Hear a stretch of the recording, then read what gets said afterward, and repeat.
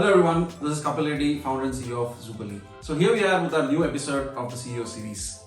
Today I'm going to talk about some basic productivity techniques which actually work. Yes, like most of you, even when I heard about productivity, I used to think, okay, it's just like overhyped or people are just talking too much about it. But it actually works, and it 100% happened in my case.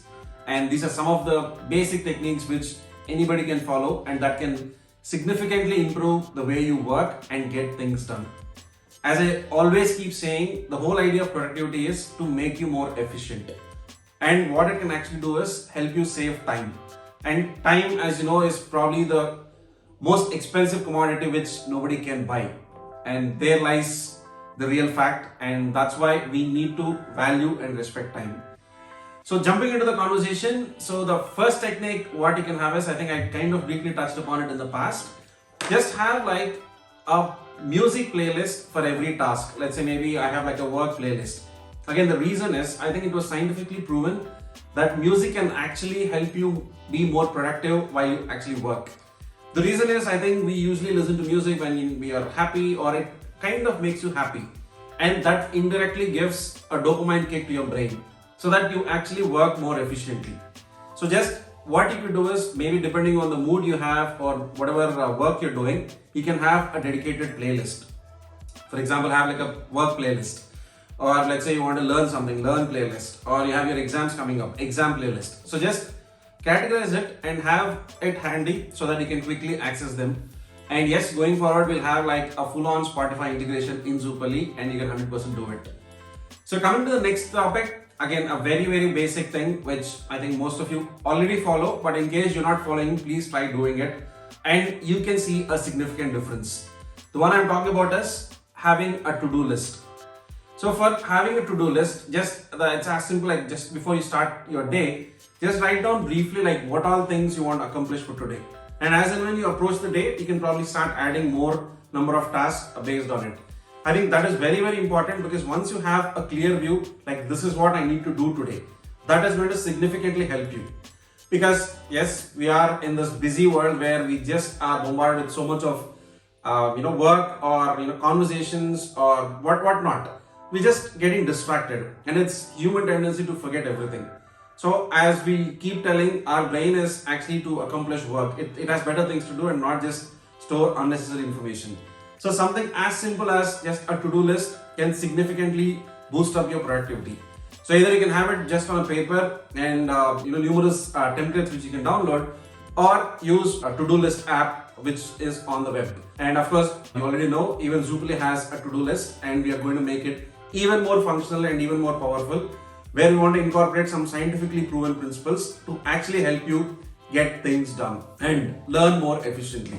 So the next technique is clean your workspace. I think even this I have told multiple times. Just try to have your workspace minimal and with limited amount of things. So just imagine how clean the workspace right now is, especially on my desk. But imagine if I have like a pile of books or like some documents and so many other gadgets. Everything looks messy, and it's very hard for you to actually focus or concentrate on one thing. That is a significant problem. Of course, there are people who actually work that way, so it definitely works for them.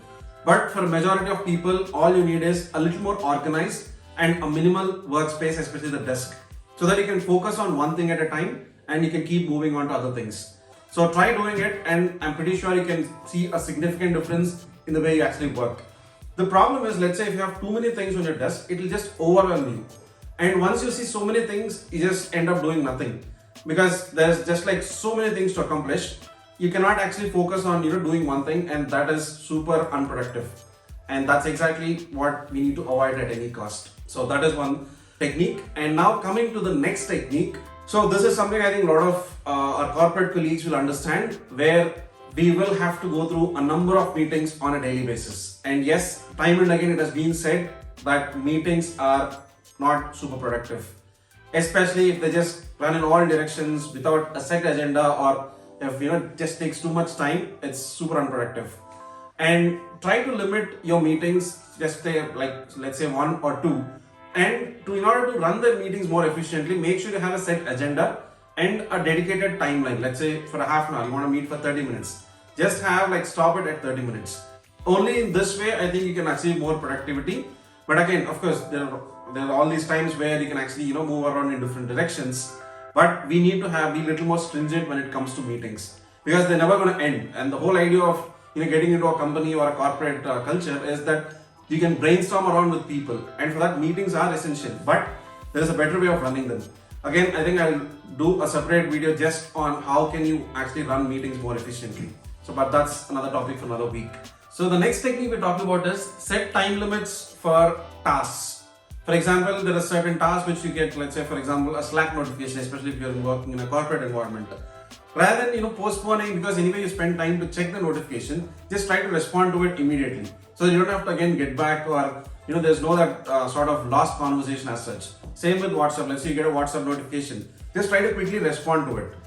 And like this, whatever you think actually takes less than 1 minute or 2 minutes, just try to finish it off and move it off the platter.